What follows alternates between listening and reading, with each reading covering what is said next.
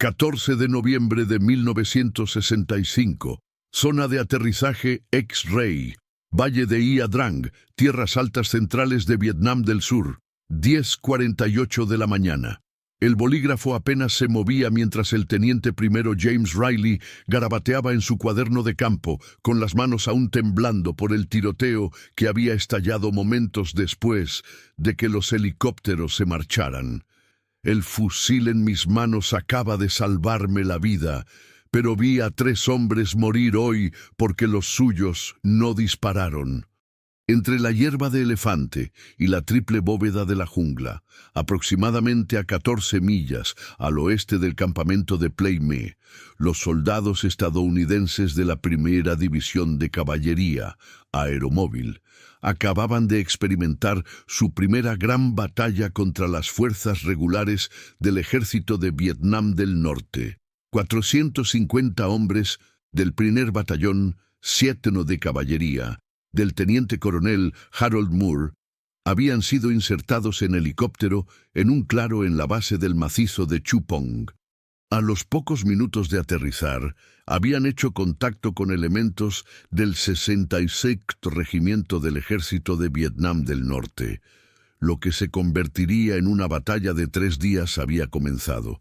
El nuevo fusil M16, enviado apresuradamente a producción y embarcado a Vietnam, con promesas de una potencia de fuego revolucionaria, había funcionado perfectamente para algunas unidades. Para otras, había fallado catastróficamente. Lo que ninguno de ellos sabía era que este momento desencadenaría uno de los fallos de equipo más devastadores en la historia militar estadounidense.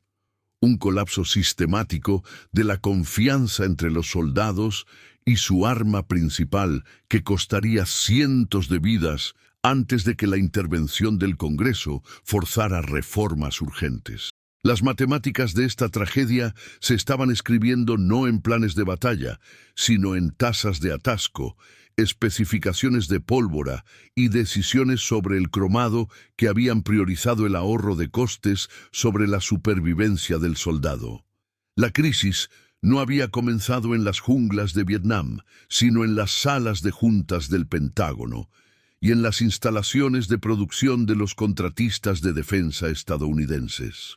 Esta es la historia de cómo una serie de decisiones técnicas aparentemente menores, impulsadas por la burocracia y la arrogancia, convirtieron un arma revolucionaria en una trampa mortal, y cómo las desesperadas quejas desde el frente de batalla forzaron una investigación que cambió para siempre la forma en que Estados Unidos equipa a sus soldados.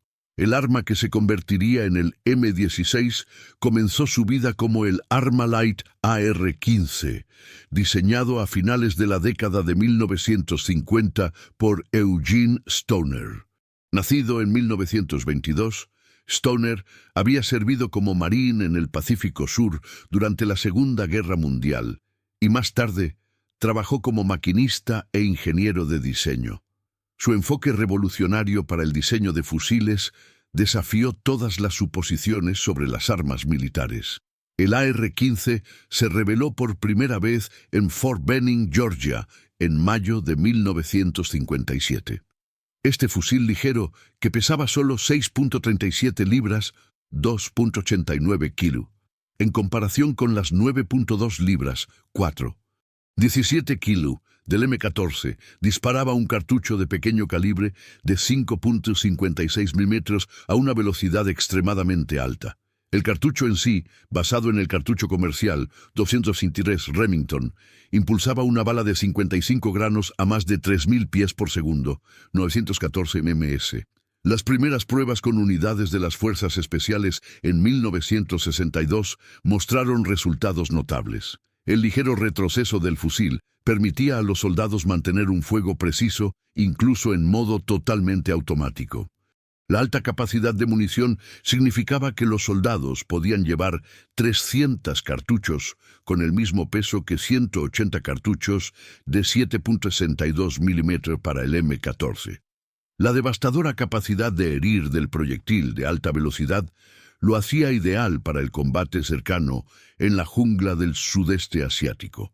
Las unidades de la Policía de Seguridad de la Fuerza Aérea adoptaron el fusil con entusiasmo e informaron de excelentes resultados. Pero entre esas prometedoras pruebas iniciales y el despliegue a gran escala, se interpuso una serie de decisiones que transformarían un arma revolucionaria en una trampa mortal.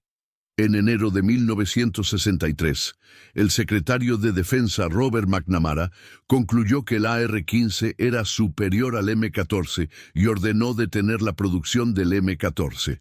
En noviembre de 1963, aprobó pedidos de 85.000 XM-16E1, desoyendo las objeciones de los altos mandos del ejército que seguían siendo leales al más pesado M-14. La producción comenzó en marzo de 1964. La decisión fue impulsada en parte por el coste, en parte por la necesidad urgente de armas adecuadas para el entorno de combate único de Vietnam y en parte por la fe de McNamara en el análisis de sistemas y la tecnología moderna por encima del pensamiento militar tradicional. Sin embargo, el fusil que McNamara ordenó no era el fusil que había funcionado tan bien en las pruebas iniciales. Los cambios comenzaron con la munición. Eugene Stoner había diseñado el AR-15 para disparar cartuchos cargados con IMR 4475, una pólvora en barra, extruida, fabricada por DuPont. Esta pólvora producía presiones específicas y una cadencia de fuego cíclica de alrededor de 800 disparos por minuto. La combinación había sido cuidadosamente diseñada para funcionar con el sistema de empuje directo de gas del fusil, donde los gases propulsores se canalizaban directamente de regreso al portacerrojo para ciclar la acción. La primera falla fue el cambio de pólvora. En marzo de 1964, DuPont informó al ejército que no podía producir en masa la IMR 4475 para cumplir con las especificaciones y el cronograma exigidos. La pólvora funcionaba perfectamente en pequeños lotes controlados, pero escalar la producción a millones de cartuchos, manteniendo la consistencia entre lotes, resultó imposible. El ejército necesitaba una alternativa de inmediato. Olin Mathieson Company se adelantó con la WC-846, un propulsor esférico, o de bola, que ya estaba en uso para la munición de 7.62 milímetros de la OTAN. La pólvora esférica era más rápida, más consistente y mucho más fácil de escalar a la producción en masa. Un lote de WC-846 podía fabricarse en 40 horas, en comparación con las 2 semanas de la IMR 4475. El ejército y Olin Mathieson entendían que la WC-846 ardía de manera diferente a la IMR 4465. La pólvora esférica generaba presiones máximas más altas y mantenía esas presiones por más tiempo. Esto aumentaba la violencia del ciclado de la acción y elevaba la cadencia de fuego de 800 a entre 850 y 1000 disparos por minuto. Más críticamente, la WC-846 contenía carbonato de calcio como estabilizador. El carbonato de calcio ayudaba a controlar la velocidad de combustión, pero dejaba significativamente más residuos de incrustaciones, hollín, que la IMR 4475. En el M16 de empuje directo de gas, cada partícula de ese residuo de carbonato de calcio era soplada directamente de regreso al portacerrojo, al cerrojo y, lo más crítico, a la propia recámara con cada disparo. Crucialmente, nadie realizó pruebas exhaustivas del M16 con la munición WC-846 antes de aprobar el cambio. La segunda falla fue el rechazo del cromado. Eugene Stoner y los ingenieros de Colt que fabricaban el fusil recomendaron encarecidamente cromar la recámara y el ánima, el interior del cañón. El cromado protegería contra la corrosión en el húmedo ambiente de la jungla de Vietnam y ayudaría a evitar que los casquillos se atascaran en la recámara durante la extracción. El ejército rechazó esta recomendación. El cromado añadía costes y tiempo de producción. Los tradicionalistas en el cuerpo de artillería del ejército, Army Ordnance, se preocupaban de que el cromado afectara la precisión. La decisión se tomó para producir fusiles sin recámaras cromadas. El ejército citó el gasto como prohibitivo. Army Ordnance creía que el mantenimiento adecuado prevendría los problemas de corrosión. Esta creencia resultaría catastróficamente errónea. La tercera falla fue el mito de la autolimpieza. Colt había anunciado el M16 como un arma que requería un mantenimiento mínimo. Esto era cierto cuando se disparaba munición IMR 475 en condiciones controladas. El ejército tomó esta caracterización al pie de la letra y no proporcionó equipo de limpieza adecuado ni entrenamiento a las tropas que se desplegaban en Vietnam. A muchos se les dijo que el arma era autolimpiante y que intentar limpiarla incorrectamente podría dañarla. Esta guía resultaría letal cuando se combinara con las propiedades de ensuciamiento de la pólvora WC-846 y la falta de cromado. La cuarta falla fue la asistencia de avance. El AR-15 original carecía de una asistencia de avance, Forward Assist, un dispositivo para empujar manualmente el cerrojo hacia adelante si no se cerraba por completo. Stoner lo había omitido deliberadamente, razonando que si el cerrojo no se cerraba, algo andaba mal, y el soldado debía despejar la interrupción en lugar de forzarla. Army Ordnance insistió en añadirlo. Este cambio aparentemente menor se convertiría más tarde en un símbolo de los problemas sistémicos. Soldados usando desesperadamente la asistencia de avance para cerrar cerrojos en recámaras ya tan sucias que eran inoperables. Los primeros M16 llegaron a Vietnam a principios de 1965. El batallón del teniente coronel Harold Moore los llevó al valle de Ia Drang en noviembre de 1965. Lo que siguió fue una batalla desesperada de 3 días contra elementos de 3 regimientos norvietnamitas. La lucha fue a menudo a quemarropa. Las fuerzas norvietnamitas lanzaron asaltos de oleadas humanas. Los soldados estadounidenses dispararon sus M16 en modo automático, consumiendo cargador tras cargador. En ese primer gran enfrentamiento, el M16 funcionó notablemente bien para la mayoría de los soldados.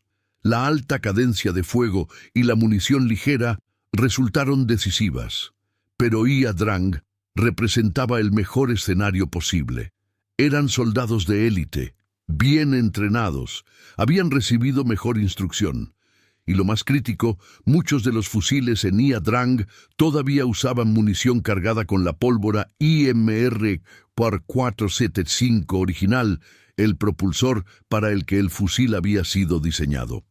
Las armas eran relativamente nuevas, con recámaras aún no corroídas. A medida que avanzaba 1966 y cientos de miles de M16 inundaban Vietnam, cargados exclusivamente con munición WC-846 y entregados a unidades de infantería convencional con entrenamiento mínimo, la crisis comenzó a desarrollarse. A mediados de 1966 empezaron a filtrarse informes de que el M16 estaba fallando a tasas catastróficas. Los soldados escribían cartas desesperadas a casa describiendo fusiles que se atascaban después de disparar solo unos pocos cartuchos. Las fallas seguían un patrón predecible y mortal. Después de disparar de 10 a 20 cartuchos, el fusil fallaba en extraer el casquillo gastado. La secuencia de la interrupción se volvió tristemente familiar. El soldado apretaba el gatillo y el fusil disparaba.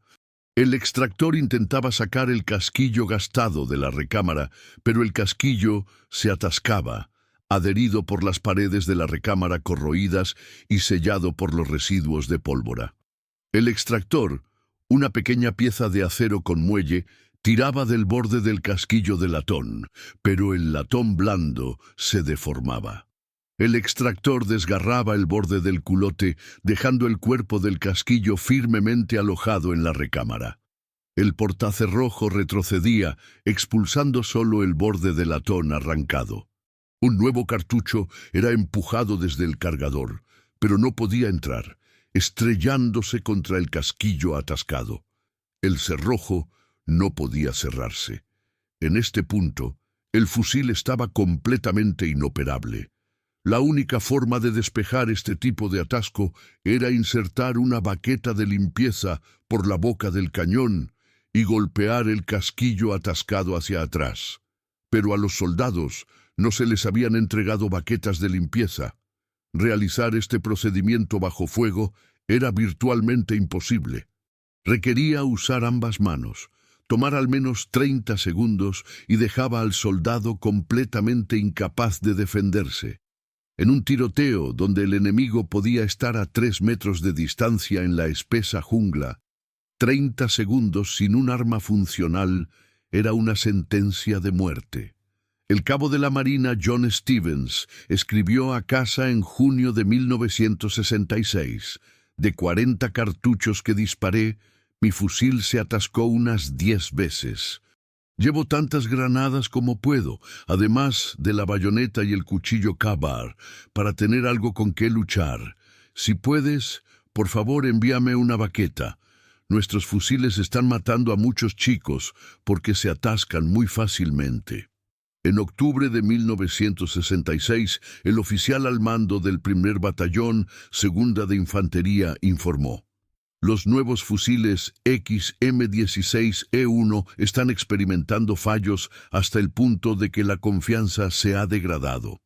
Las tropas comenzaban a recoger fusiles AK-47, enemigos de los soldados norvietnamitas muertos, armas que sabían que dispararían de manera fiable, incluso cubiertas de barro. El AK-47 se convirtió en el contrapunto devastador del M16. Diseñado en la Unión Soviética por Mikhail Kalashnikov, el AK utilizaba un sistema operativo fundamentalmente diferente: un pistón de gas de carrera larga.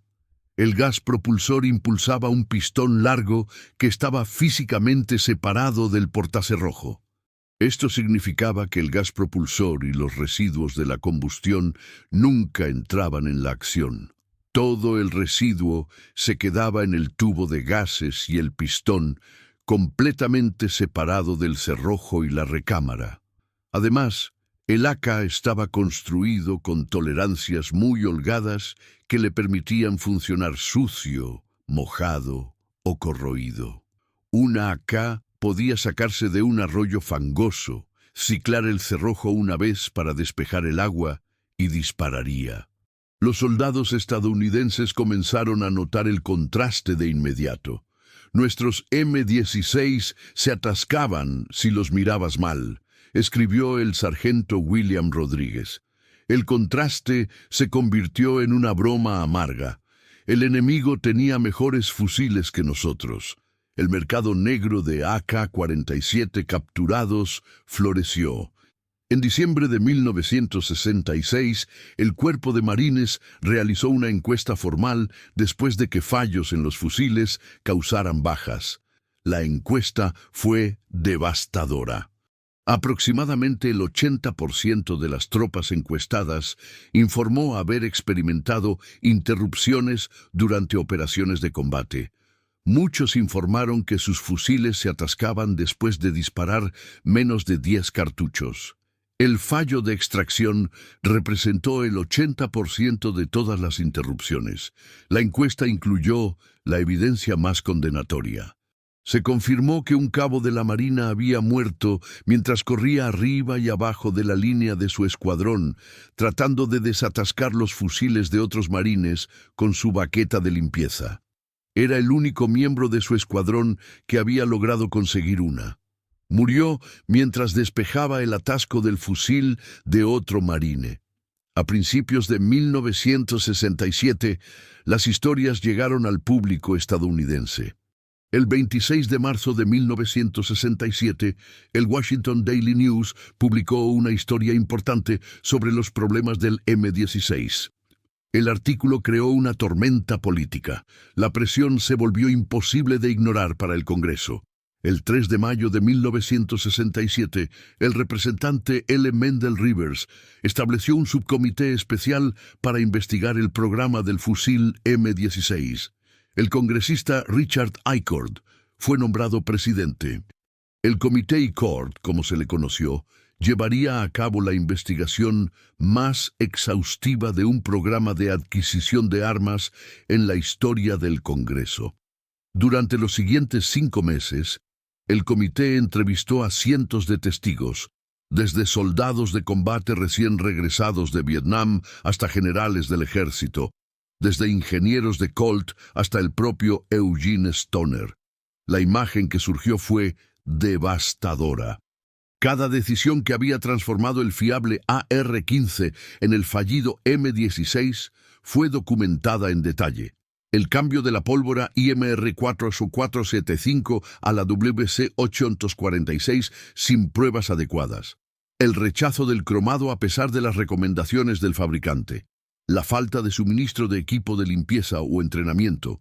Y las afirmaciones engañosas sobre la autolimpieza del fusil. El comité descubrió que varias personas habían dado la voz de alarma sobre estos problemas antes del despliegue masivo. Los ingenieros de Colt habían protestado por escrito por el cambio de munición. Eugene Stoner había recomendado el cromado. Los informes de pruebas habían mostrado mayores tasas de interrupción con la munición WC-846.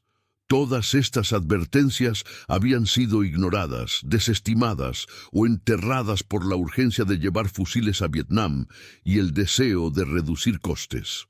El testimonio de los veteranos de combate fue particularmente poderoso. El cabo de la Marina Thomas Martínez testificó sobre un tiroteo donde su fusil se atascó después del tercer disparo. Describió el uso de su fusil atascado como un garrote, sufriendo una herida de bayoneta y viendo morir al líder de su equipo de fuego mientras intentaba despejar su propio fusil atascado. La investigación generó suficiente presión política como para que el ejército no pudiera continuar su curso anterior. Los cambios comenzaron de inmediato, incluso antes de que se publicara el informe final. El ejército ya había comenzado a estandarizar el XM-16E1, mejorado como el M-16A1. El M-16A1 incorporaba modificaciones críticas que abordaban cada punto de falla principal. Primero, la recámara y el ánima fueron cromados, eliminando los problemas de corrosión que hacían que los casquillos se atascaran, lo que hizo que las fallas de extracción cayeran drásticamente. Segundo, un nuevo conjunto de amortiguador, buffer, redujo la cadencia cíclica de nuevo hacia las especificaciones originales, de pulas 900 dpm a 750-850 dpm, reduciendo el estrés en los componentes. Tercero, el mito de la autolimpieza fue explícita y públicamente desmentido. Se reescribieron todos los materiales de instrucción y se produjeron manuales estilo cómic que mostraban a los soldados exactamente cómo mantener sus fusiles. Cuarto, se fabricaron y distribuyeron kits de limpieza completos por todo Vietnam. Cada kit contenía una baqueta de aluminio de 3 piezas, un cepillo para la recámara, un cepillo para el ánima, parches y aceite lubricante. Un fusil sucio se convirtió en una ofensa grave. Finalmente, y lo más crítico, la munición misma fue mejorada. En 1970, una nueva pólvora designada WC-844 reemplazó a la WC-846, conteniendo un reducido contenido de carbonato de calcio y produciendo significativamente menos residuos. Los resultados fueron drásticos. A finales de 1967 y principios de 1968, las unidades equipadas con el M-16A1, equipo de limpieza adecuado y entrenamiento, informaron mejoras sustanciales en la fiabilidad. Las fallas de extracción que habían plagado al M-16 original se volvieron raras. Los soldados que habían despreciado y temido el M-16 comenzaron a confiar en él. En 1968, el ejército realizó encuestas exhaustivas. Los resultados mostraron una satisfacción abrumadora. Entre el 85% y el 98% de los soldados informaron que el fusil funcionaba de manera fiable en combate. Solo el 2% declaró que quería reemplazar el M16. La transformación fue completa. Un arma que había sido llamada trampa mortal se había vuelto fiable y efectiva. El coste humano del retraso fue incalculable. Nadie sabe exactamente cuántos soldados estadounidenses murieron porque sus M16 se atascaron. El número fue ciertamente de cientos, posiblemente más. Cada muerte fue prevenible. El legado de la crisis del M16 moldeó la adquisición militar durante décadas. El concepto de retroalimentación del soldado se institucionalizó, estableciendo mecanismos formales para que las tropas informaran sobre problemas con el equipo. Las pruebas operativas en condiciones de combate se volvieron obligatorias antes del despliegue a gran escala. El control de calidad se volvió más riguroso e independiente. En 1985, 20 años después de Ia Drang, los veteranos de la Primera División de Caballería celebraron una reunión. El ex sargento Michael Torres, que había llevado un M16 durante 13 meses entre 1967 y 1968, habló sobre la experiencia. El primer M16 era una trampa mortal. Lo sabíamos, lo informamos. No pasó nada durante un año. Los hombres murieron mientras los burócratas discutían sobre especificaciones de pólvora y costes de cromado. Pero el M16A1, una vez que lo arreglaron, esa era un arma diferente, el mejor fusil que he portado, ligero, preciso, fiable cuando lo mantenías. La historia del M16 se convirtió en una de redención. El arma que casi se convierte en el peor desastre de adquisición de Estados Unidos se convirtió en la más exitosa, precisamente porque el desastre fue investigado, publicitado y corregido. La crisis demostró varias verdades. No hay atajos para la fiabilidad. La retroalimentación de los soldados debe ser atendida de inmediato, y un buen diseño puede ser arruinado por una mala implementación. El M16 falló a los soldados estadounidenses en Vietnam. Luego, Estados Unidos arregló el M16. Esa secuencia de fracaso y corrección define tanto la tragedia como el triunfo de la historia. La tragedia fue prevenible. El triunfo fue ganado. Y los men que murieron con los M16 atascados compraron esa redención con sus vidas.